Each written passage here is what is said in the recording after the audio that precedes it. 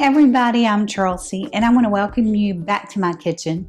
Summer is here and I want to show you how to do some quick recipes to really just amp up your meals when you're having holiday guests or even just for yourselves. We need to spoil ourselves these days. So let's get to cooking. I'm going to show you how to take canned baked beans and kick them up a notch. So this morning we had bacon for breakfast, and so I poured off about half of the grease. So left, that's a good strong tablespoon of bacon drippings.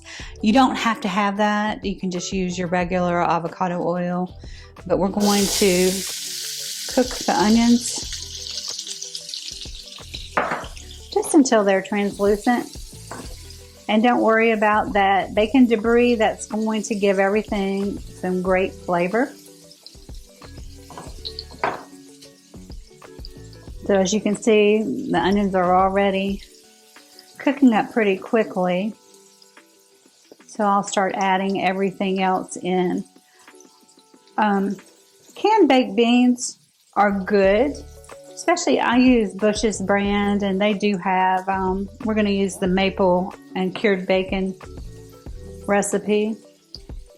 But I'm telling you, after you try this, you're going to put that in your repertoire of recipes, because it certainly increases the flavor, and that's what I'm all about.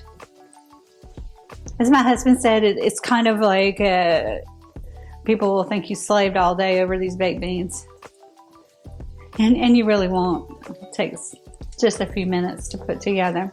So now that the onions are turning translucent, we'll add some garlic. This is about a teaspoon garlic. And again, you just are basically warming the garlic up and releasing the flavor. Be sure you have some sort of oven-friendly baking dish ready to put the beans in. I am going to warm them up in the pan, but we're going to finish them off in the oven. So let's add, I guess, about a tablespoon of tomato paste.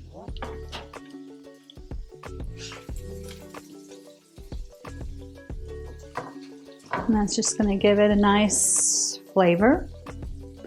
These will be like a sweet and savory combination.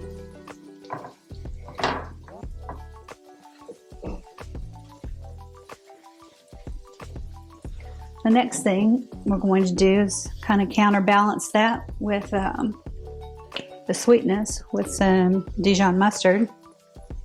And I say sweetness, we haven't added the brown sugar, but brown sugar and bacon are two of the key things to this recipe. So I'll do a tablespoon of Dijon.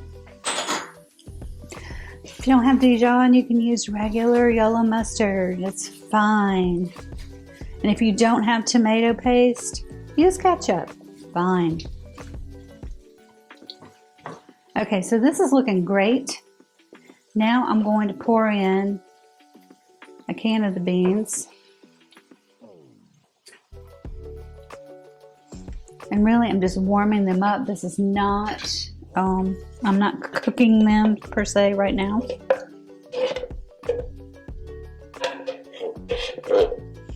I love how on the cans they say bacon. That's your bacon right there. Just so you know, that's what they put in there. Amazing. Food labels, that's a whole different topic. Oh.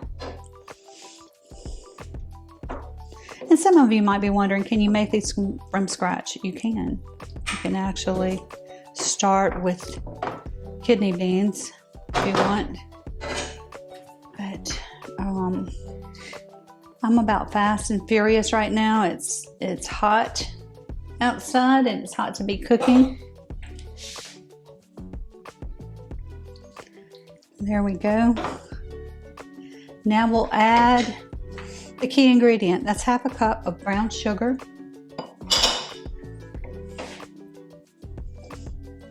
And that should be enough.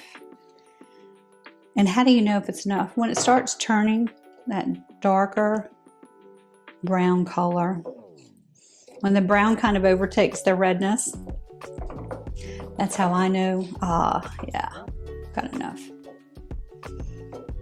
And so these are just key little ingredients that you have in your pantry, or you have some version that you could use. But the things I would not skip, the bacon and the brown sugar. Let's just add a little bit of salt to that. Remember, salt is our flavor enhancer.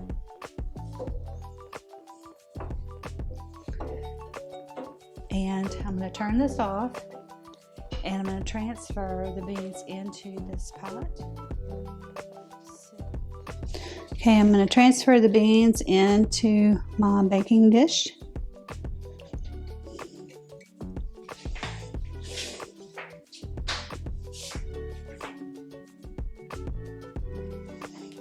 And now we'll add the last piece. Of course, I've preheated the oven to 350. And you just want to lay your bacon across the top.